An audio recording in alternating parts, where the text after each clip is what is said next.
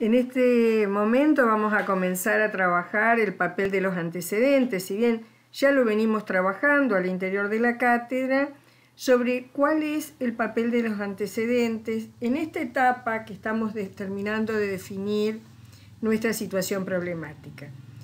Ustedes saben que por la particularidad de este año que estamos atravesando, el trabajo, escritura y realización de antecedentes va a tener una parte central en nuestro trabajo.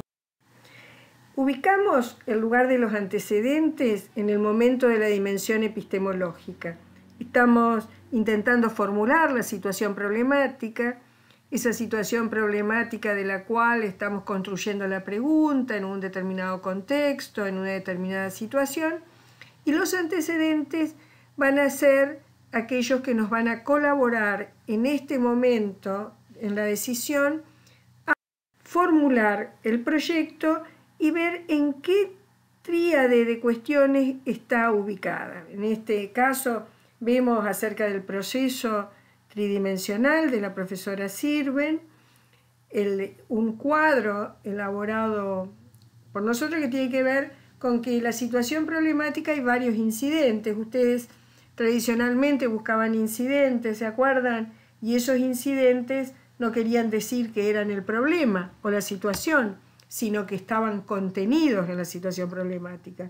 Entonces, lo que vemos es que acerca de esos incidentes o esa situación problemática existen ideas, comentarios, sentido común, hemos trabajado mucho, respuestas a eso, hay experiencias, nosotros sabemos porque nos ha pasado, porque lo vimos, porque estuvimos, hay a su vez información de lo que tiene que ver con las ciencias de la educación, con la historia de la educación argentina, etcétera, que están incidiendo y conformando que esto se constituye un problema, ¿no? También en esa situación problemática intervienen conceptos. No es lo mismo que yo diga que trabajamos con una, o que digamos, mejor dicho, una población vulnerada, que con una población marginal, que con una población que requiere aprendizaje lento. Son distintas construcciones en el cual el contenido del concepto está demostrando alguna situación determinada, ¿no? Sobre las situaciones, en general tenemos un proceso de familiarización. ¿Qué quiere decir esto? Nosotros hemos estudiado en el sistema educativo, seguimos perteneciendo a él, tenemos una serie de cosas por las que atravesamos sobre las que no tenemos preguntas, ¿no? Entonces, no tenemos preguntas porque siempre han estado allí. Este es el momento de preguntarnos por qué han estado allí, cómo se construyen determinadas situaciones, por qué persisten otras. Entonces, allí tenemos que ver qué antecedentes hay o cómo se conforma esta situación problemática en la que está inscripto nuestro interrogante y qué nos dicen las teorías, qué nos dicen las perspectivas teóricas acerca de este problema. Los antecedentes se plantean en diferentes momentos de la investigación. Nosotros pusimos ahí el punto rojo porque es el momento en que ustedes están, en que es la definición de la pregunta, lo exploratorio del conocimiento existente. ¿Qué se dice acerca de esto? Ninguna situación problemática está colgada ni en un vacío teórico ni en un vacío contextual, sino que está en un intermezzo de preguntas, de situaciones, de acciones, ¿no? En otro momento también está en el proyecto de la presentación de los proyectos de tesis que demarcan ese contexto de debate y en la presentación del informe final cuando son ya presentados como un discurso de los hallazgos sobre los que se plantea la investigación, ¿no? Acá, por citar dos autores, vamos a decir que Hernández Escribano y Hernández Sampieri tanto plantean que es una revisión de literatura. Sin embargo, Sautú habla de que es un análisis crítico de las investigaciones. Entonces, tanto Sampieri como Sautú recomiendan iniciar la búsqueda por los últimos y más recientes años, 3 o 5, para ver advertir cómo se debate la pregunta que se aborde. Lo que se conoce acerca de lo que se quiere investigar, dónde se busca, ¿no? Dónde se construye este contexto de debate. Bueno, tenemos informes de investigación, artículos en revistas científicas, tesis y trabajo final, ponencias y resúmenes. O sea, se introduce al objeto construido una perspectiva para abordarlo. O sea, se incorpora también una dimensión histórica del problema de cómo ha sido planteado. Siempre sabemos que los artículos, las investigaciones, qué se dice acerca de esto, es lo que constituye el antecedente. Y hoy tenemos un abordaje por Internet sumamente importante para su solución. El trabajo permanente con los antecedentes nos posibilita revisar qué información actual tenemos, identificar tanto contradicciones reales como aparentes en los datos que decimos, o sea, qué autores se fijan y hacen énfasis en determinadas cuestiones, en cuáles otras, verificar cosas que recordamos parcialmente pero no en detalle, revisar si existe suficiente respaldo para la formulación que hemos realizado y analizar la forma que en nuestro propio juicio se ha ido desarrollando a lo largo de los producidos, ¿no? Y en este sentido tenemos dos grandes momentos en la producción de esto. Un momento heurístico y un momento hermenéutico.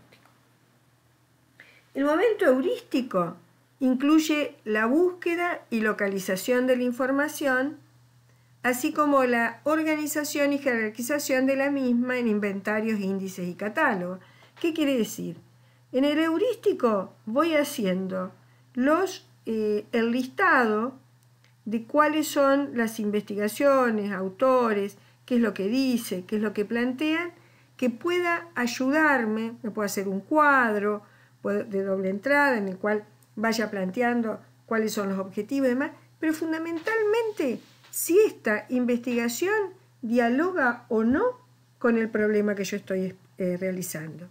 Y en el momento heurístico, que incluye el análisis crítico de los textos, en el cual se va a hacer el montaje, se va a hacer el nuevo texto. O sea, nosotros no podemos presentar como un trabajo final un momento heurístico en el cual una investigación va al lado de la otra con un pequeño atado de decir de qué tiene que ver, sino, y el evaluador inferir qué es lo que quiere decir, sino hermenéutico cuando se va armando este campo total en el cual esta pregunta se inscribe.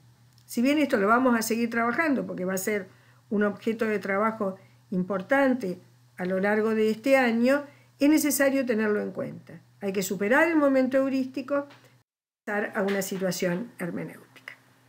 Las operaciones o actividades en la construcción de antecedentes.